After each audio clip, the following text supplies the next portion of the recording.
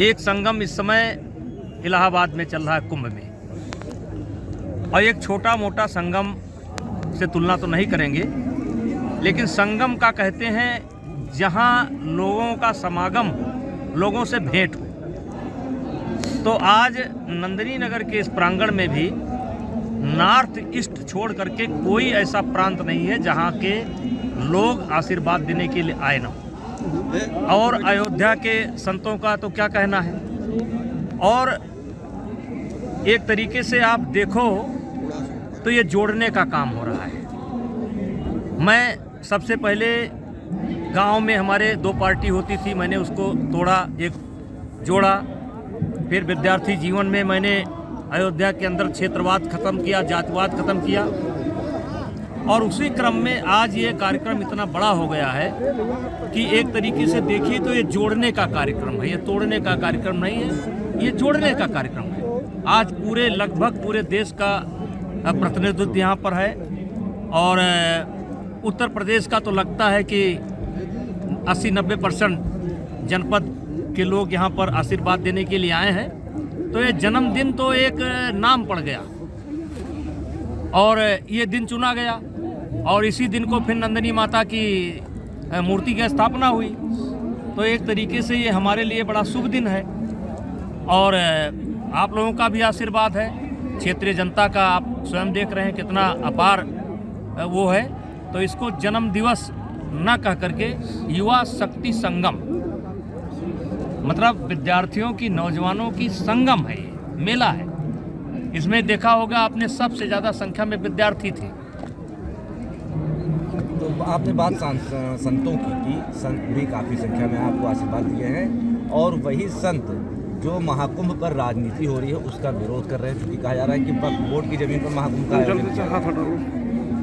देखिए, मुझे इस विषय में जानकारी नहीं है और मैं इस विषय में बोलना नहीं चाहता हूँ। देखिए, ये बड़ा अच्छा दिन है। ये नेताजी नंदिनी नगर जहाँ कुश्ती के लिए जाना जाता था, वहीं उसके साथ में इस बार जो है संगीत के लिए एक बड़ा प्लेटफॉर्म मिला। तो उसको लेकर कैसे क्या देखा जाए? ये नंदिनी नगर नहीं, ये गोंडा, ये गोनद क्षेत्र, जैसे गोनद क्षेत्र अयोध्या राज्य की गौवें यहाँ चढ़ती थी, इस क्षेत्र को गोनर्द कहते थे। इसी में बाराइच आता था, इसी में बलरामपुर आता था, इसी में बस्ती आता था। गोनर्द और गोरखपुर का बॉर्डर हुआ करता था। और आप देखेंगे कि जैसे ये घटना जो नंदिनी माता की है, ये राम जी के 18 पीढ़ी पूर्व की घटना है।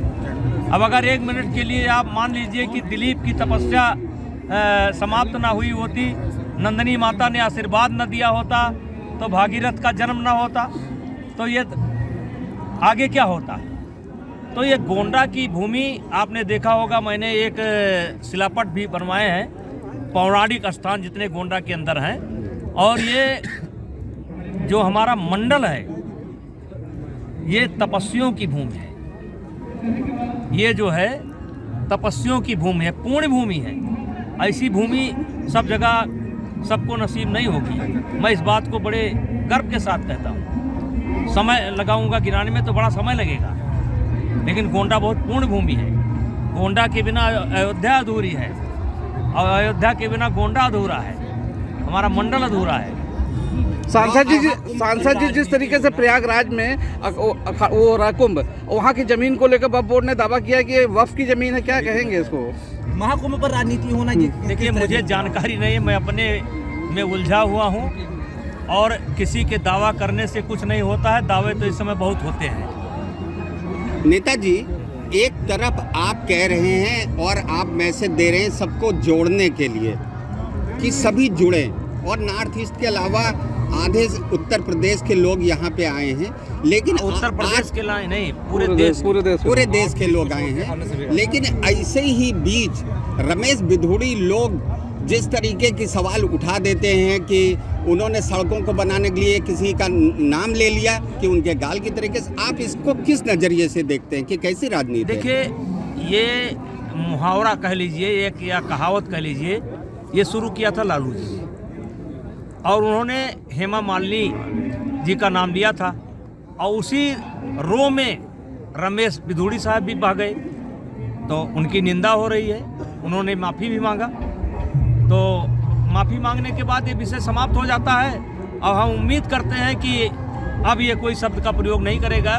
किसी के गाल से और किसी के बाल से तुलना करने की क्या जरूरत है, अच्छा नहीं हुआ वो। आप माफी तो राहुल गांधी और केजरीवाल भी मांग लेते हैं, वो चाहे 56 करोड़ के बंगले में रहते हों। कोई भी चीज होती है तो तुरंत माफी मांग लेते हैं। क्या कह रहे हैं केजरीवाल आप कह रहे हैं कि अब बार बार आपने मंच से कहा कि जबरदस्ती आपको रिटायर कर दिया गया। अरे यार क्रम में निकल गया, क्रम में निकल गया, अब रिटायर हो गया तो क्या फर्क पड़ता है। जैसे दिल्ली में चुनाव, जैसे ये बताइए क्या इधर कम से कम 6, 7, 8 लोकसभा की जनता या मेरे जानने वाले चाहते थे कि मैं रिटायर हो जाऊं? नहीं, आज भी नहीं चाहते। तो सुनो भरत भाभी प्रबल बिलक कहो मुन्ना थान लाभ जीवन मरण जस अब जस विजात। अब पार्टी ने फैसला लिया, पार्टी के सामने संकट था, फैसला लिया, स्वागत है। तो नेताजी मिल्कीपुर में बटेंगे तो कटेंगे। मिल्कीपुर में चुनाव की घोषणा हो गई है। देखिए, जिन प्रश्नों का मैं उत्तर देता हूं वही प्रश्न मुझसे पूछिए।